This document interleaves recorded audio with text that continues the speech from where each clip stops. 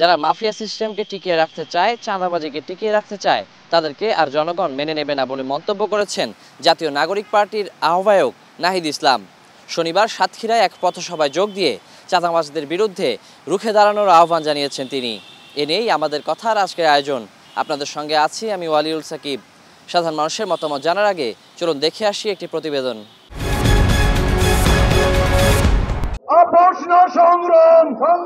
জাতীয় নাগরিক পার্টি এনসিপির জুলাই পদযাত্রা শনিবার বিকেলে পৌঁছায় বাগেরহাটে। পদযাত্রাটি জেলার ভিআইপি মোড় থেকে শুরু হয়ে মিঠাপুকুর সাধনার মোড় ঘুরে পুরাতন রেল স্টেশনে শেষ হয়।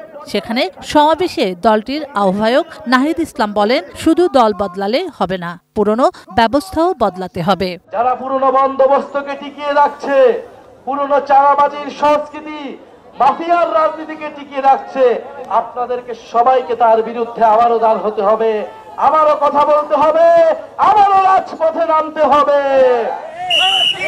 এর আগে বাগেরহাটের রামপালের কয়লা বাজারের চৌরাস্তা মোড়ে গণসমাবেশে এনসিপির কেন্দ্রীয় সদস্য সচিব আক্তার হোসেন মংলা বন্দর নিয়ে গভীর আন্তর্জাতিক ষড়যন্ত্র হচ্ছে বলে অভিযোগ করেন। রামপালে কয়লা বিদ্যুৎ কেন্দ্রের নামে এই অঞ্চলের মানুষের জলবায়ুকে, কৃষি জমিকে হুমকির মুখে ফেলা হয়েছে।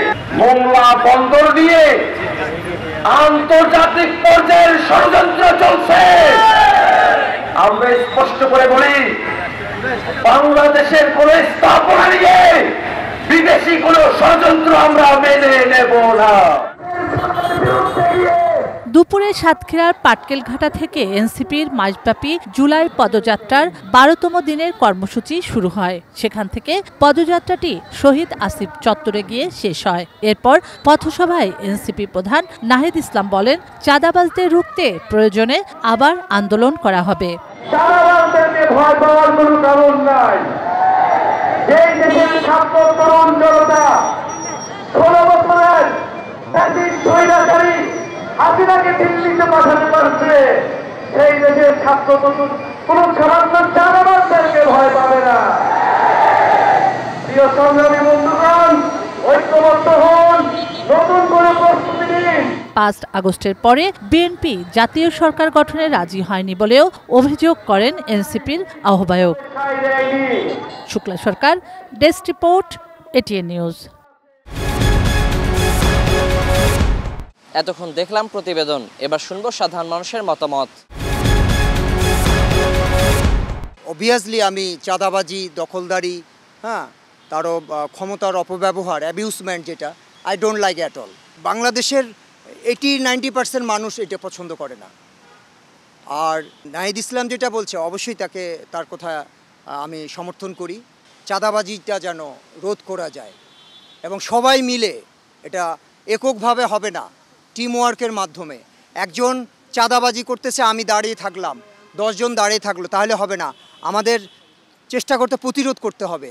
কয়েকদিন আগে যে ঘটনাটা ঘটলো, পাথর ছুঁড়ে ওইখানে মারলো, মারার পরে পৈশাচিক নৃত্য করছে ওরা জনসম্মুখে, কেউ রুখে দাঁড়ায় নাই। কিন্তু কেন? আমাদের কি হাত নাই? ও যদি পাথর দিতে পারে, আমরা কি পাল্টা পাথর দিতে পারি না ওকে? বা আমরা কি ওকে ধাক্কা মারতে পারি না সবাই মিলে? আমরা যদি দেশটাকে চেঞ্জ করতে পারি সবাই মিলে খালি হাতে, তাহলে কেন এইটা পারবো না? এটা আমাদের সচেতন হতে হবে সবাইকে।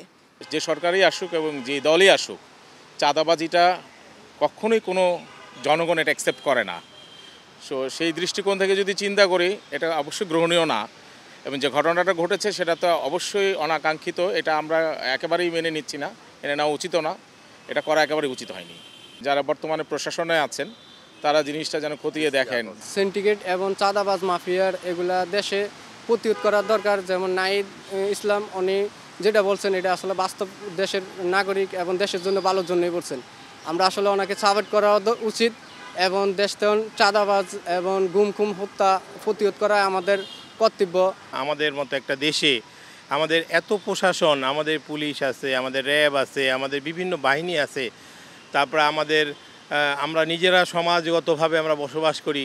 আমাদের একটা স্বাধীন দেশ, এই দেশে আমাদের কেন চাঁদাবাজি হবে, আর কেনই বা আমরা এটার প্রতিবাদ করতে পারবো না, বা কেনই বা এটার মানে এটা কেন বন্ধ করা যাবে না? আমি মনে করি এটা শুধু আমাদের আইন শৃঙ্খলা রক্ষাকারী বাহিনীরই কাজ নয়, এটা সামাজিকভাবে আমাদের সকলেরই কাজ। চাঁদাবাজদের রুখে দেওয়ার আহ্বান জানিয়েছেন জাতীয় নাগরিক পার্টি এনসিপির আহ্বায়ক নাহিদ ইসলাম।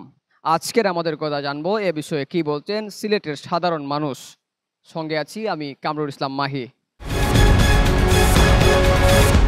জায়গা জায়গা দখল, রাজনীতির অপসংস্কৃতি চলতেছে সব জায়গায়, শুধু বাংলাদেশ না, আমাদের এই সিলেটে আপনি দেখেন ভাই বন্দর, জিন্দাবাজার, সিলেট সিটি কর্পোরেশনের সামনে চুয়াটা, আম্বরখানা এবং কি সব জায়গায় কিন্তু আপনার চাঁদাবাজি হচ্ছে। আমরা চাঁদাবাজির বিপক্ষে আমরা অবস্থান করতে চাই। তো আমরা দেশবাসীকে বলি আমরা সবাই ঐক্যবদ্ধ হয়ে যদি চাঁদাবাজকে রুখে দাঁড়াতে পারি, চাঁদাবাজির সংখ্যা মাত্র 5 জন 10 জন, আমরা আছি হাজার হাজার মানুষ। এই ছাত্র সমাজ যদি আমরা একদিন রুখে দাঁড়াতে পারি, ইনশাল্লাহ এই বাংলার মুখে আর চাঁদাবাজ থাকবে না। যারা চাঁদাবাজ তারা আছে তারা দূরতে ধরার চেষ্টা করুক। আমরা যেহেতু শৃঙ্খলাভাবে চলতে পারি, রাস্তাঘাটে সব কিছুই দোকানদারি করতে পারি, এই প্রার্থনা করলাম। প্রিয় দর্শক, কুষ্টিয়া থেকে আমি শরীফুল ইসলাম। আমাদের কথা অনুষ্ঠানে আপনাদের স্বাগত জানাচ্ছি। চাঁদাবাজদের রুখে দেওয়ার আহ্বান জানিয়েছেন এনসিপির আহ্বায়ক নাহিদ ইসলাম। চলুন শুনে আসি এই নিয়ে সাধারণ মানুষ কি বলছেন। আমরা যারা আহ্বান করছি, যারা নির্মূলের দাবি করছি, আমাদের উচিত হবে এই সামাজিকভাবে প্রতিটা মানুষকে নিজ নিজ অবস্থান থেকে এই যে আগ্রাসন, চাঁদাবাজ সন্ত্রাসের আগ্রাসনে, চাঁদাবাজ সন্ত্রাসীর আগ্রাসনের বিরুদ্ধে সামাজিক প্রতিরোধ গড়ে তোলা। অন্যথায় এই রাজনৈতিক বুলিয়া উড়িয়ে, রাজনৈতিক প্রতিহিংসা জিঘাংসা দিয়ে এই চাঁদাবাজ সন্ত্রাসী নির্মূল হবে, এটা আমি মনে করি না। এত কষ্ট করার পরও যদি দেশ স্বাধীন না হয়, এভাবে চাঁদা হয়, চাঁদার কারণে যদি একটা মানুষ নির্মমভাবে হত্যা করা হয়, তাহলে এই দেশে স্বাধীন হইল কীভাবে? তাহলে নাহিদ ইসলাম যে কাজটা করেছে, আমরা সবাই তাকে তার কথাকে মূল্যায়ন করি এবং তার সাথে তার কাজকে সহযোগিতা করার জন্য তার সাথে ঐক্যবদ্ধ করি। সবাই ঐক্যবদ্ধ হয়ে তার কাজকে আরও সামনে এগিয়ে যাওয়ার জন্য চেষ্টা করি। কারণ এই দেশ আমরা চাই সন্ত্রাস মুক্ত, দুর্নীতি মুক্ত এবং চাঁদা মুক্ত দেশ গড়ুক। মূল কথা হচ্ছে যে চাঁদাবাজটা আসলে রুখতে হবে। যার যার জায়গা থেকে শেষে নিচ থেকে যদি চেষ্টা করি তাহলে অবশ্যই সম্ভব। আমরা কেন সন্ত্রাসকে প্রশ্রয় দেবো? আমরা কেন যে একটা চাঁদাবাজকে আমার নিজের পকেটের টাকা কেন আমি একজন চাঁদাবাজকে দিতে দেবো? ভাই, এটা সব থেকে বড় কথা। আমি একজন চাঁদাবাজকে কেন আমার টাকা দিতে যাবো? আমি নিজে ইনকাম করতেছি, আমার টাকা আমি আমার পকেটে রাখবো। এটা কোনো অন্যায় তো, সম্পূর্ণ অন্যায়। তো এটা শুধু প্রশাসনের উপর ছাড়লে হবে না, আমাদের নিজের সাধারণ মানুষজনকেও চেষ্টা করতে হবে, তাহলেই সম্ভব। কুষ্টিয়াতে যেরকম চাঁদাবাজি, যেভাবে দখলদারি বাড়ছে, যার কারণে আমাদের কুষ্টিয়াবাসীর জন্য খুবই বিপর্যয় সময় অতিক্রম করে ফেলছে। আমাদের আসলে সবাইকে একসাথে যদি কাজ করতে পারি, একসাথে যদি সব দল একসাথে যদি নিমিষেই যদি বিধাভেদ না করে যদি একসাথে করা যায়, তাহলে সেক্ষেত্রে চাঁদাবাজ, সন্ত্রাসী, দখলদারি এগুলা করা যাবে। আমাদের কথার আয়োজন এ পর্যন্তই। আজকের মতো বিদায় নিচ্ছি। আমি ওয়ালিউল সাকিব।